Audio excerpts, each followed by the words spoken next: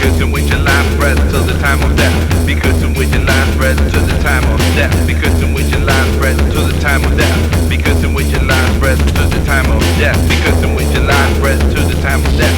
Be cursing with your last breath till the time of death. Be cursing with your last breath till the time of death. Be cursing with your last breath till the time of. Take this poem I wrote about police sealing her life with masking tape, cursing them with the breath she didn't know that would be her last. Take this poem about the man whose punctured head dripped like an egg timer filled with blood. The echo of his voice in the cell, the only answer to his screams for help. What good are poems? What's their use that to soak up spilled blood or to wipe away tears of grieving families? Here, take all these poems. No ink scribbled on paper gave them one single extra heartbeat or one extra tide of breath surging from their lungs. And until poems can bring these lines back, they're worth nothing. You hear me? Nothing. They're worth absolutely nothing at all.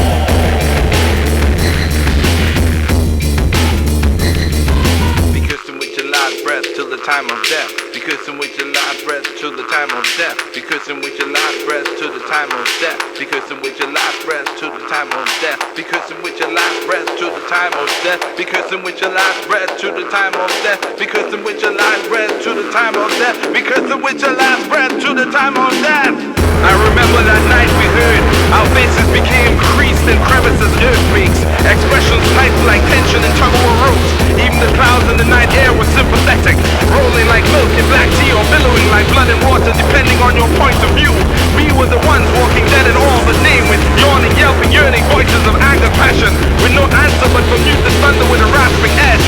You, the vibrant man boy, your life clean cut carved away like fat from meat, looking forward to girlfriends, graduations and good times, listening to hip-hop at the bus stop on your headphones, its kitty drum ringing in your ears, the last sound you hear as you struggle to escape sleep's vivid fire. And I used to believe in love, justice, karma and hope, but I guess there ain't no love, justice, karma and hope for black boys gagging in a pool of blood at the bus stop with hip-hop in their headphones. There's a darker side to this wreck, the side that makes a mother weep tears like a rubber tree with sap, the side that makes a father bury his face in his hands.